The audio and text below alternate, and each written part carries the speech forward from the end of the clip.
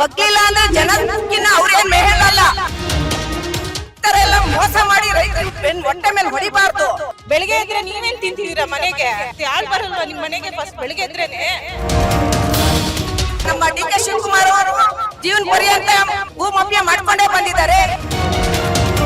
ರೈತರಿಗೆ ಮೋಸ ಮಾಡಿರೋರು ಯಾವತ್ತೂ ಚೆನ್ನಾಗಿರಲ್ಲ. ಇದೇ ತರ ನೀವು ಮಾಡಕ್ ಹೋದ್ರೆ ನೆಕ್ಸ್ಟ್ ನಿಮ್ ಸರ್ಕಾರ ಬರಲ್ಲ. ನಿಮ್ ಸರ್ಕಾರ ಚೊಂಬೆ ಎತ್ಕೊಂಡು ಮನೆಗೆ ಹೋಗುತ್ತೆ. ಮಂಗಳದಿಂದ ಬಿಡ್ದಿವರೆಗೂ ಕೂಡ ಬೃಹತ್ ಪಾದಯಾತ್ರೆ ನಡೀತಿದೆ. ಈ ಮಧ್ಯದಲ್ಲಿ ಮಹಿಳಾ ಶಕ್ತಿ ಕೂಡ ತುಂಬಾ ಇಂಪಾರ್ಟೆಂಟ್. ಯಾವ ರೀತಿಯಾಗಿ ಇಲ್ಲಿ ಮಹಿಳೆಯರು ಭಾಗವಹಿಸ್ತಿದ್ದೀರಾ ಅನ್ನೋದನ್ನ ಕೇಳೋಣ. ಒಂದಷ್ಟು ಇಲ್ಲಿ ಮಹಿಳಾ ಮಣಿಗಳು ನನ್ನ ಜೊತೆ ಇದ್ದಾರೆ.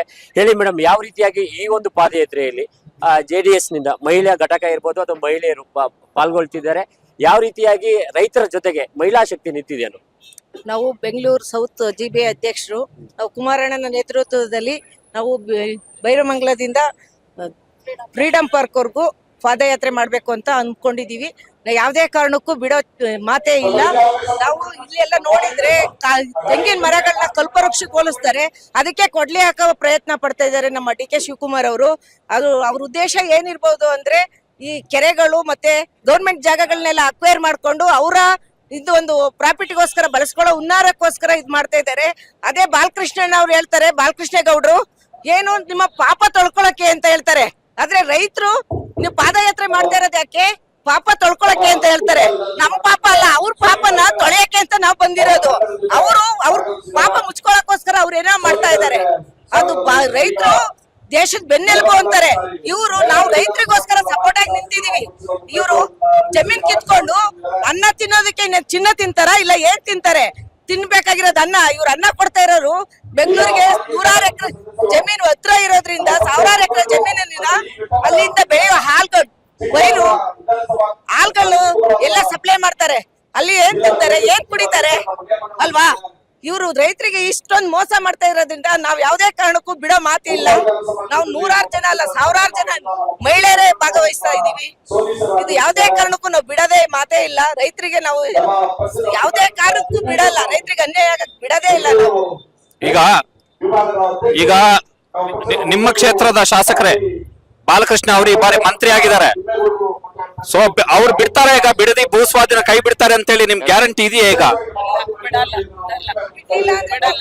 ಅವ್ರಿಗೆ ಬಿಡೋ ಮಾತೇ ಇಲ್ಲ. ಅವ್ರು ಹೇಳ್ತಾರೆ, ಮೊನ್ನೆ ಪ್ರೆಸ್ ಮೀಟ್ ಅಲ್ಲಿ ಹೇಳ್ತಾ ಇದ್ದಾರೆ, ಅವರು ಪಾದಯಾತ್ರೆ ಮಾಡ್ತಾ ಇಲ್ಲ, ಪಾಪ ತೊಳ್ಕೊಳಕ್ ಮಾಡ್ತಾ ಇದ್ದಾರೆ ಅಂತಾರೆ. ಅವ್ರ ಪಾಪ ಮುಚ್ಕೊಳಕ್ಕೋಸ್ಕರ ಮಾಡ್ತಾ ಇರೋದು. ಅವ್ರ ಪಾಪನ ನಾವ್ ಬಿಚ್ಚಿಡ್ತೀವಿ. ಈಗ ಬಾಲಕೃಷ್ಣ ಅವರು ಈಗ ಮಂತ್ರಿ ಆಗಿದ್ದಾರೆ. ಮಂತ್ರಿ ಆಗಿರುವಂತ ಬಾಲಕೃಷ್ಣ ನಿಮ್ಮ ಹೋರಾಟಕ್ಕೆ ಬಗ್ತಾರ ಅಂತ? ಅವ್ರು ಬಗ್ಲಿಲ್ಲ ಅಂದ್ರೆ ಜನಕ್ಕಿನ್ನ ಅವ್ರೇನ್ ಮೇಲಲ್ಲ. ಅವ್ರಿಗೆ ನಮ್ಮ ರೈತರೆಲ್ಲ ಓಟ್ ಕೊಟ್ಟಿರೋದಕ್ಕೆ ಅವ್ರು ಮಂತ್ರಿ ಆಗಿರೋದು. ನಮ್ಮ ರೈತರ ಕಷ್ಟ ಸುಖಗಳಿಗೆ ಭಾಗಿಯಾಗಿಲ್ಲ ಅಂದ್ರೆ ಅವ್ರೆಂತ ಮಂತ್ರಿ ಸರ್? ಬಾಲಕೃಷ್ಣನವ್ರೆ, ರೈತರು ನೀವು ಒಬ್ಬರು ರೈತರು ಮಗ ಆಗಿದ್ದೀರಾ. ರೈತರಿಗೆ ಕಷ್ಟ ಸುಖಗಳಿಗೆ ಸ್ಪಂದಿಸ್ಬೇಕು. ಈ ತರ ಎಲ್ಲ ಮೋಸ ಮಾಡಿ ರೈತರಿಗೆ ಹೊಟ್ಟೆ ಮೇಲೆ ಹೊಡಿಬಾರ್ದು. ಈಗ ನಿಮ್ಮ ಪೋಸ್ಟರ್ ಅಲ್ಲಿ ಇದೆ ಭೂ ಮಾಫಿಯಾ ಸರ್ಕಾರಕ್ಕೆ ಧಿಕ್ಕಾರ ಅಂತ. ಏನ್ ಭೂ ಮಾಫಿಯಾ ಮಾಡ್ತಿದ್ದಾರೆ, ಯಾರು ಮಾಡ್ತಿದ್ದಾರೆ? ಅದೇ ನಮ್ಮ ಡಿ ಕೆ ಶಿವಕುಮಾರ್ ಅವರು ಜೀವನ ಪರ್ಯಂತ ಭೂ ಮಾಫಿಯಾ ಮಾಡ್ಕೊಂಡೇ ಬಂದಿದ್ದಾರೆ. ಇಲ್ಲಿ ಯಾವ್ದಿದೆ, ಗೋಮಾಳಗಳಿರ್ಬಹುದು, ಕೆರೆ ಕಟ್ಟೆಗಳಿರ್ಬಹುದು, ಅದನ್ನ ಇದರಲ್ಲಿ ಜಮೀನನ್ನ ಏನು ಗ್ರೇಟರ್ ಬೆಂಗಳೂರಿಗೆ ವಹಿಸ್ಕೊಂಡ್ರೆ ಅಲ್ಲಿ ಬರುವಂತ ಜಮೀನುಗಳನ್ನೆಲ್ಲ ನಾವು ಅವರ ಪ್ರಾಫಿಟಿಗೋಸ್ಕರ ಬಳಸ್ಕೋಬಹುದು ಅನ್ನೋ ಉದ್ದೇಶಕ್ಕೋಸ್ಕರವಾಗಿ ಇದ್ ಮಾಡ್ತಾ ಇದ್ದಾರೆ. ಮೇಡಮ್, ನೀವು ನೋಡ್ತಾ ಇದೀರಿ, CM ಆಗಿರುವಂತ DK ಶಿವಕುಮಾರ್ ಅವರು ಹೇಳ್ತಾ ಇದ್ದಾರೆ, ನಾವು ಬಲವಂತವಾಗಿ ಎಲ್ಲೂ ಕೂಡ ರೈತರ ಜಮೀನನ್ನ ಭೂಸ್ವಾಧೀನ ಮಾಡ್ಕೊಳ್ತಿಲ್ಲ ಅಂತ ಹೇಳ್ಕೊಂಡು.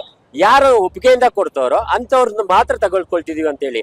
ಈ ಮಧ್ಯದಲ್ಲಿ JDS ನ ಹೋರಾಟ ಎಷ್ಟು ಅನಿವಾರ್ಯತೆ ಇತ್ತು ಅನ್ನೋದು ನೋಡಿ. ಬಿಡದಿ ಟೌನ್ಶಿಪ್ ಏನಿದೆಯೋ ಅದು ಯುವ ಮುಖಂಡರಾದ ನಮ್ಮ ನಿಖಿಲ್ ಅವ್ರ ನೇತೃತ್ವದಲ್ಲಿ ನಡೀತಾ ಇದೆ.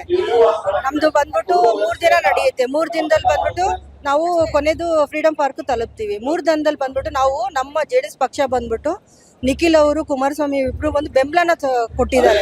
ಅದೇ ತರ ನಾವು JDS ಪಕ್ಷದಿಂದ ಬಂದು ನಾವು ಬೆಂಬಲ ಕೊಡ್ತಾ ಇದೀವಿ. ಅಂದ್ರೆ ಈ 3 ದಿನ ಹೋರಾಟದಲ್ಲೂ ಕೂಡ ಭಾಗಿಯಾಗಿ ಹೌದು, 3 ದಿನ ನಾವು ಇಲ್ಲೇ ನೈಟು ಆಗ್ಲಿ ಇಲ್ಲೇ ಇದ್ದು ನಾವು ಹೋರಾಟ ಮಾಡ್ತೀವಿ. ಅವ್ರಿಗೆ ಬೆಂಬಲನ ನಾವು ಕೊಡ್ತೀವಿ. ನೀವು ಮೇಡಮ್ ಯಾವ ರೀತಿಯಾಗಿ ಭಾಗವಹಿಸ್ತೀವಿ? ಸರ್, ನಾವು ಚಾಮರಾಜಪೇಟೆಯಿಂದ ಬಂದಿರೋದು.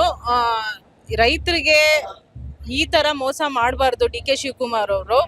ಈ ಬಾಲಕೃಷ್ಣ ಅವ್ರು ಹೇಳ್ತವ್ರಲ್ಲ, ಇವಾಗ ಮಿನಿಸ್ಟರ್ ಆಗೋರೆ, ಪಾಪ ತೊಳ್ಕೊಳಕ್ ಹೋಗ್ತಿದೆ ಅಂತಿರಲ್ಲ, ಪಾಪ ಅಲ್ಲ, ಇನ್ನೊಂದು ವರ್ಷ ಆದ್ಮೇಲೆ ಜನ ಯಾವ ಪಾಪ ಅಂತ ನಿಮ್ಗೆ ತೋರಿಸ್ತಾರೆ. ಪಾಪ ನಿಮ್ ಕೈಗೆ ಚೊಂಬ್ ಸಿಗುತ್ತೆ, ಅಷ್ಟುವರೆಗೂ ಕಾಯ್ತೀವಿ ನಾವುನು. ರೈತರಿಗೆ ಮೋಸ ಮಾಡಿರೋರು ಯಾವತ್ತೂ ಚೆನ್ನಾಗಿರಲ್ಲ. ಅವ್ರ ಅನ್ನ ತಿಂತಾ ಇದೀವಿ, ಅವ್ರ ಭಾಗ್ಯ ನಾವು ಮನೆ ನಿತ್ಯ ಬೆಳಗ್ಗೆ ಎದ್ರೇನೆ ನಮ್ ಮನೆಗ್ ಬರುತ್ತೆ. ಅವ್ರ ರೈತರು ಏನು ಬೆಳೆ ಬಾಳ್ತಾರಲ್ಲ ಅದೆಲ್ಲ ಬೆಳಗ್ಗೆ ಎದ್ರೆ ನೀವೇನ್ ತಿಂತಿದೀರಾ ಮನೆಗೆ? ನಿಮ್ ಮನೆಗ್ ಫಸ್ಟ್ ಬೆಳಗ್ಗೆ ಎದ್ರೇನೆ ಏನ್ ಬರುತ್ತೆ? ಆಳ್ ಬರಲ್ವಾ ನಿಮ್ ಮನೆಗೆ ಫಸ್ಟ್ ಬೆಳಗ್ಗೆ ಎದ್ರೇನೆ? ತರಕಾರಿ ಬರಲ್ವಾ? ತರಕಾರಿ ಇಲ್ಲ ಅಂದ್ರೆ ನೀವು ತಿನ್ನಕ್ಕೆ ಆಗಲ್ಲ. ವೇಟ್ಲೆಸ್ ಫುಡ್ ತಿಂತಿದ್ದೀರಲ್ಲ, ಯಾವ ತರ ಇಂದ ಬರ್ತಿದೆ ನಿಮ್ಗೆ ವೇಟ್ಲೆಸ್ ಫುಡ್ ಎಲ್ಲ? ಯಾವ ತರ ಬರ್ತಿದೆ? ಬಾಲಕೃಷ್ಣ ಅವರೇ, ಈ ಮಾತನ್ನ ನೀವು ವಾಪಸ್ ತಗೋಬೇಕು. ಪಾದಯಾತ್ರೆ ಅಲ್ಲ, ಪಾಪ ಕಳಿಯಕ್ಕಲ್ಲ. ನಾವು ಪಾಪ ಕಳಿಯಕ್ ಬಂದಿಲ್ಲ, ರೈತರಿಗೆ ಒಳ್ಳೇದ್ ಮಾಡ್ಬೇಕಂತ ಬರ್ತೀವಿ. ಈ 3 ದಿವಸನು ನಾವು ಈ ಪಾದಯಾತ್ರೆದಲ್ಲಿ ಭಾಗವಹಿಸ್ತೀವಿ. ನೀವು ಯಾವ ತರ ಇದು ಟೌನ್ಶಿಪ್ ಅಲ್ಲಿ ಇದು ಮಾಡ್ತೀರಂತ ನೋಡ್ತೀವಿ. ಇದೇ ತರ ನೀವು ಮಾಡಕ್ ಹೋದ್ರೆ ನೆಕ್ಸ್ಟ್ ನಿಮ್ ಸರ್ಕಾರ ಬರಲ್ಲ, ನಿಮ್ ಸರ್ಕಾರ ಚೊಂಬ್ ಎತ್ಕೊಂಡು ಮನೆಗೆ ಹೋಗುತ್ತೆ. ಮೇಡಮ್ ಬಂದಿದ್ದಾರೆ, ಅದನ್ನ ವಾಪಸ್ ತಗೋಬೇಕಾ ಮಾತು. ಯಾಕಂದ್ರೆ ಇಲ್ಲಿರೋ ರೈತರಿಗೋಸ್ಕರ ಸಪೋರ್ಟಿಂಗ್ ಬಂದಿರೋದು ಹೊರತು ಇಲ್ಲಿ ನಾವು ಶೋ ಕೊಡಕ್ಕಾಗ್ಲಿ ಪಾಪ ತೊಳ್ಕೊಳಕ್ಕಾಗ್ಲಿ ಬಂದಿಲ್ಲ. ಅವರು ಒಬ್ರು ರೈತರು ಮಕ್ಳೇ. ಬಾಲಕೃಷ್ಣ ಅವ್ರಿಗೆ ನಾವು ಇಷ್ಟ ಹೇಳೋದು, ಅದನ್ನ ಏನ್ ಮಾತಾಡಿದಾರೆ ಅದನ್ನ ವಾಪಸ್ ತಗೊಳ್ಳಿ. ನಾವು 3 ದಿನ ಅಲ್ಲ, ವರ್ಷವಿಡೀ ನಾವು ಬೇಕಾದ್ರೂ ಪಾದಯಾತ್ರೆ ಮಾಡ್ತೀವಿ ರೈತರಿಗೋಸ್ಕರ.